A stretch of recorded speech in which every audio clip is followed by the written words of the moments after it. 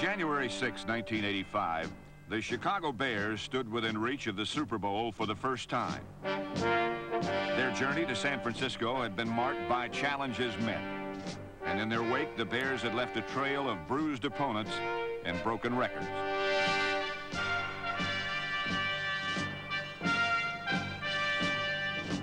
But for Chicago, the final step from the NFC Championship game to Super Bowl 19 proved to be beyond reach.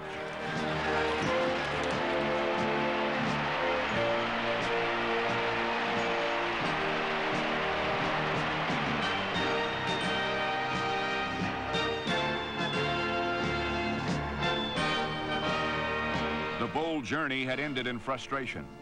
However, the true significance of the Bears' 1984 season lay in the great distance they had come and the hard-fought road upon which they had traveled.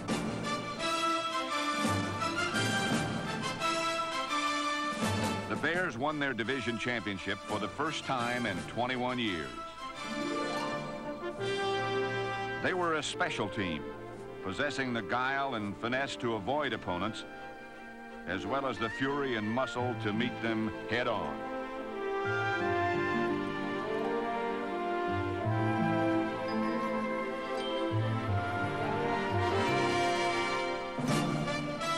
This winning combination of brains and brawn was the reason the Bears were successful in their battle for first.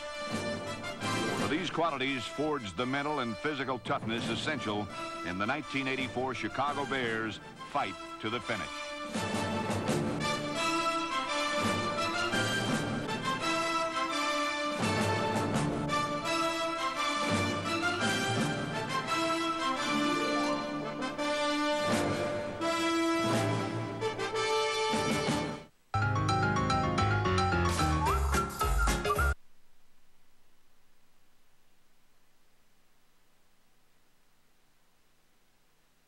Texas to keep their repeat dream alive. Sport. This is the place to sound off. This whole thing with Barry Bonds and steroids. The Pulse, Saturdays 1 to 4 p.m. Eastern, only on ESPN News. Tonight on ESPN Classic.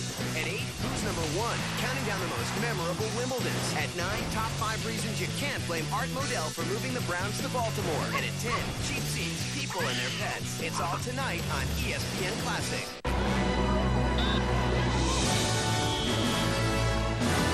In the NFL flag football program, scoring points isn't the only point. Determined to put their best foot forward, the Bears got a leg up on the competition early. Against Tampa Bay, quarterback Jim McMahon ran for 1 touchdown and threw for another in the Bears' 34-14 opening day victory.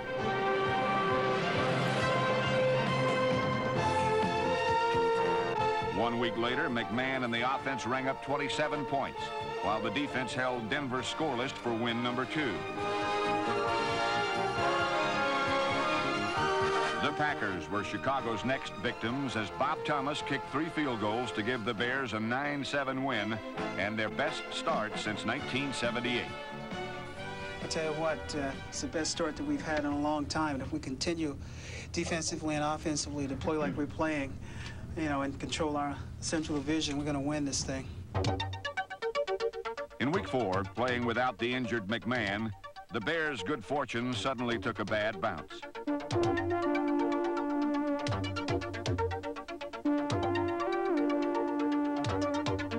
Following a 38-9 loss to the Seahawks, the Bears continued to struggle in search of consistency, losing to the Dallas Cowboys 23-14. Dropping to 3-2, Chicago's fight to the finish was becoming a war. So against New Orleans in week 6, the Bears called upon their most heroic foot soldier. Chicago was hungry for a win, and Walter Payton needed only 67 yards to become the NFL's all-time leading rusher. Going to Soldier Field is always an event for Bear fans, and this trip was even more special.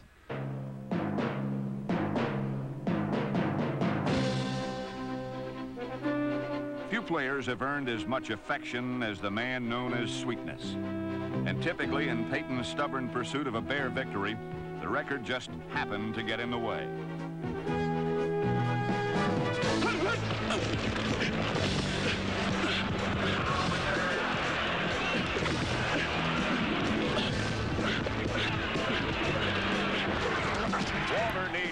break the record. High formation, quick pitch to Walter, looking for the record, cuts back, he's got it! He's got it at 25 to the 26-yard line. Walter Payton becomes the National Football League all-time leading rusher, surpassing Jim Brown, and that's the equivalent to Hank Aaron breaking Babe Ruth's all-time home run record. And listen to the standing ovation.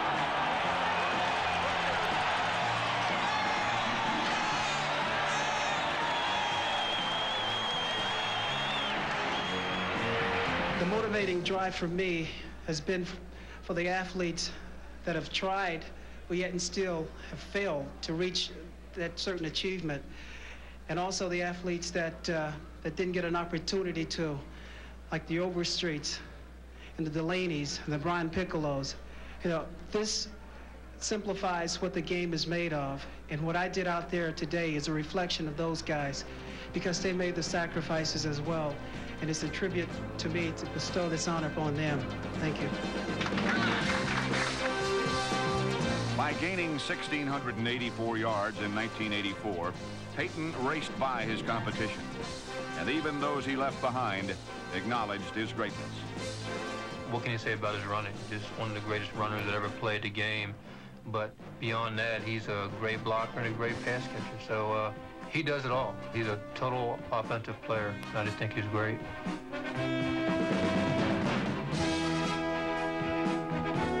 His athletic ability is unique. He boasts speed, strength, and staying power, as well as a determination that makes him unstoppable.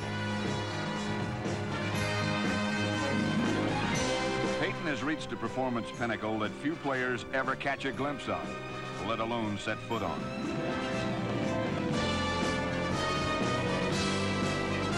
Walter Payton's 13,309 career rushing yards place him above the rest as the National Football League's all-time leading rusher.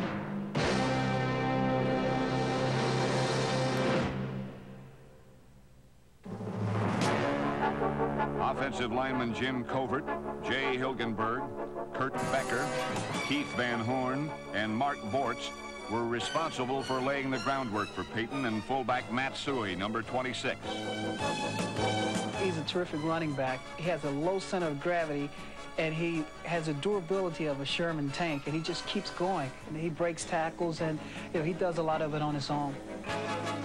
The stability of the Bear running game provided a stark contrast to the injuries that marked the quarterback situation. Two major injuries forced McMahon to the sidelines as the season entered the stretch drive. And Steve Fuller, his replacement, battled back from shoulder problems to lead the Bears into the playoffs.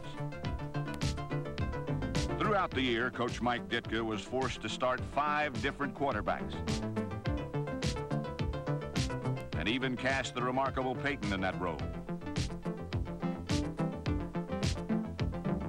Making life a bit easier for the various signal callers were receivers like Willie Galt, number 83.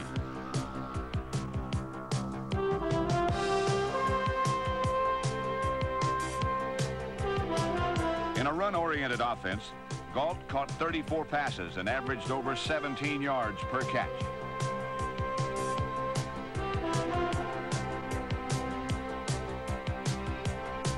His wingmate, Dennis McKinnon, number 85, latched onto 30 passes, one more than tight end Emory Moorhead, number 87. Chicago's high-tech passing attack was the perfect complement to its hard-nosed running game. McMahon, Payton to the left. They start McKinnon in motion.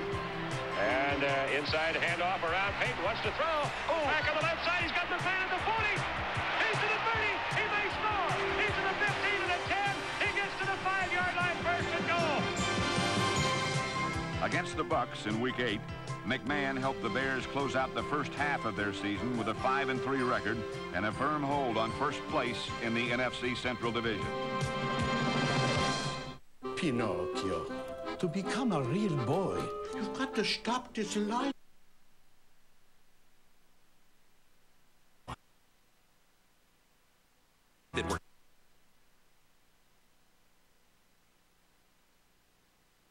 Before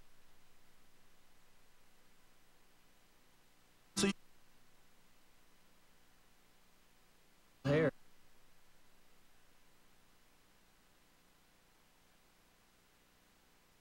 look like myself, does it? For more information, call 1-800-982-8234. While the Bear offense reflected Coach Ditka's imagination and daring, the defense took on Iron Mike's toughness.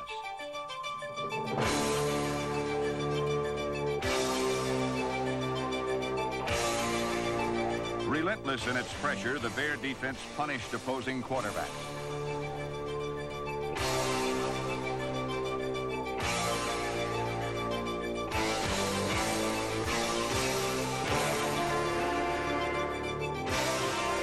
The defense showcased its special kind of destructive artistry with 11 sacks in a Week 9 win over Minnesota. Then proceeded to deliver an encore performance the following week against the Raiders.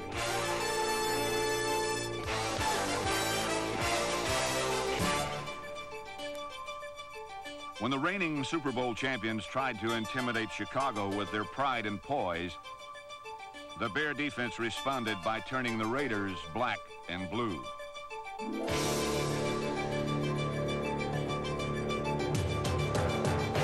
In a 17-6 win, Chicago's pass rush was like a wrecking ball turned loose in the Los Angeles backfield.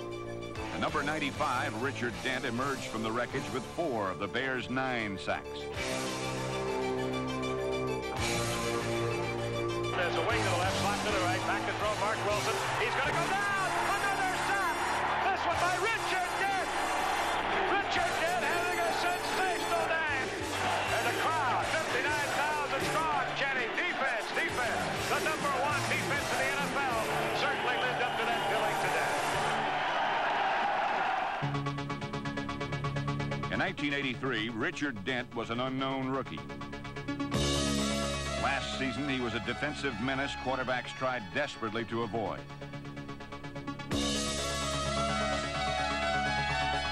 When they double team and I'm one-on-one, I expect myself to get to the passer because I take a lot of pride in what I do, and I don't feel like one guy should be able to stop me. Very rarely could one man stop Dent in 1984. And opposing offenses didn't find much security in numbers either.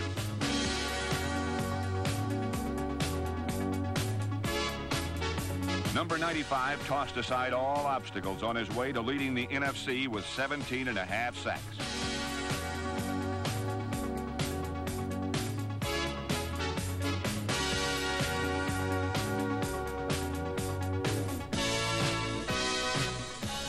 But like all great pass rushes, the success of one individual is the result of the efforts of others.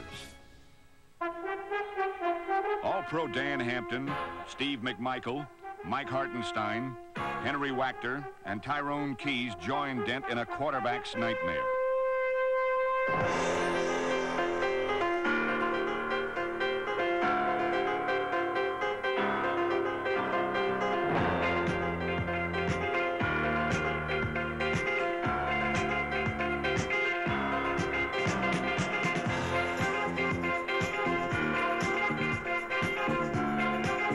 In 1984, the defense recorded an NFL record 72 quarterback sacks, and the line wasn't the only unit dealing out the punishment. Whatever the situation dictates, whatever it takes to put pressure on the quarterback, we'll bring them.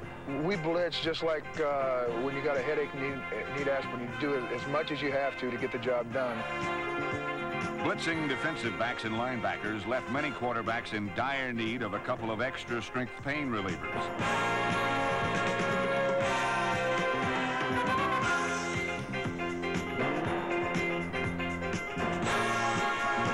Chicago's sack total was impressive, but sacks weren't the defense's #1 priority. We want to be aggressive, we want to be tough, and we want to attack people. You got to get back there, get your hands in his face, make the guy think about the pressure that you're putting on it. It doesn't necessarily mean that you got to sack him every time. The constant pressure by the Bear pass rush rewrote more than one quarterback's script, as most passers were forced to seek survival rather than completions.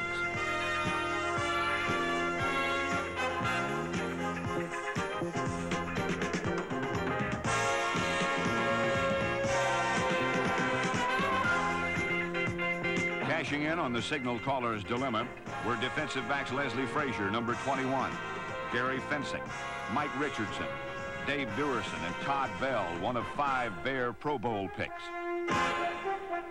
In 1984, the Bears fielded pro football's top defense, and their valedictorian status was earned by spending a lot of time in the classroom. And if he comes out with Chicago's defense not only hit hard, it studied hard under defensive coordinator Buddy Ryan. 46 blitz is called on second down. I think that a brain in a player is as good on defense as it is on offense, so we want to give them an opportunity to use that great power that they have. These rugged scholars also proved their genius in defending against the run. Led by linebackers Mike Singletary, number 50. Otis Wilson, number 55.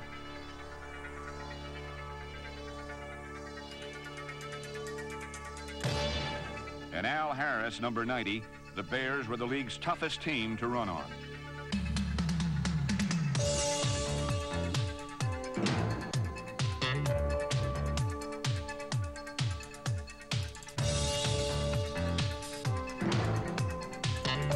Taking a handoff against Chicago was like grabbing a hold of a hornet's nest, because it was only a matter of time before a running back got stung.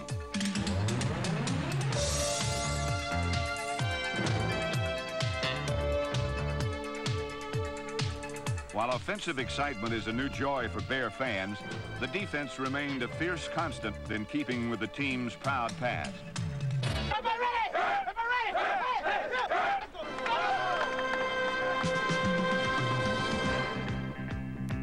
Chicago had waited 21 long years for its championship opportunity, and nothing was going to stand in the way. Moorhead the tight end, Bryant in motion, rolling back to pass as Fuller steps up, throws it deep. He's got goal! He's got it for the touchdown!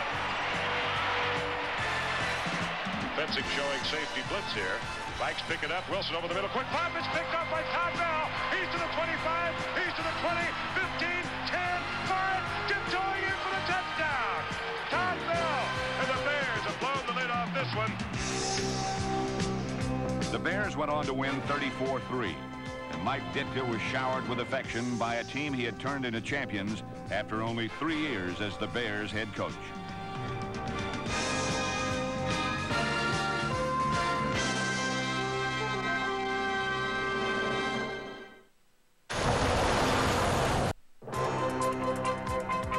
In the Bears' fight to the finish, the opening round of the playoffs would be their final bout, unless they could score an upset victory over the reigning NFC champion Washington Redskins.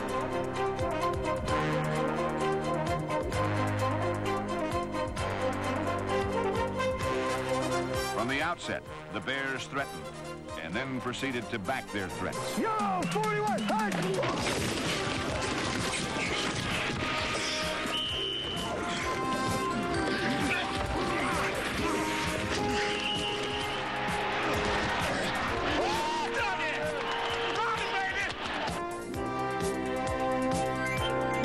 Chicago withstood the Redskins' best punches, then landed telling blows of its own.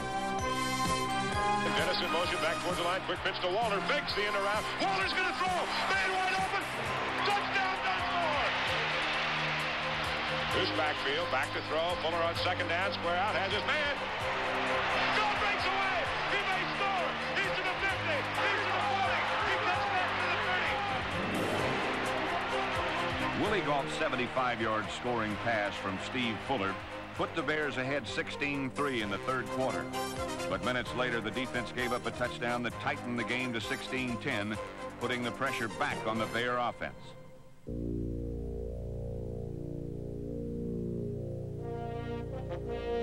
Washington had never lost a playoff game at home. However, the 1984 Chicago Bears had little regard for the Redskins' sense of history. Clock to the left, Deuce backfield. Fuller to throw on first down. Has time, going to run up the middle. Throws on the move. Got his man deep. McKinnon. Touchdown, Chicago Bears. The offense had built a commanding lead, allowing the defense the opportunity to zero in on its favorite target.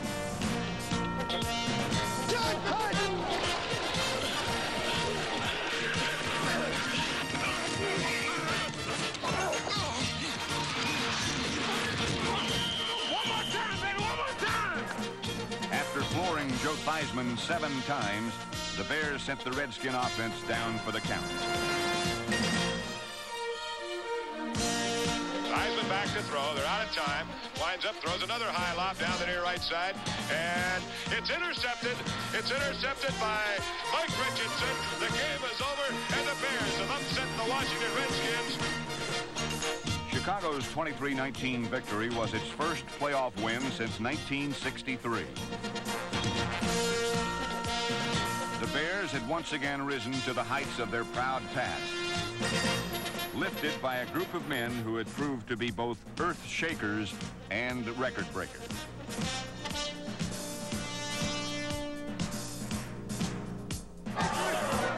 It had been a storybook tale of a team effort, and yet a few individuals had the opportunity to write their own personal chapter.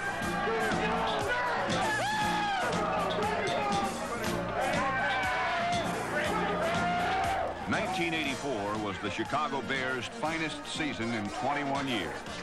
They had become champions by igniting their competitive fires with the indomitable will to fight to the finish.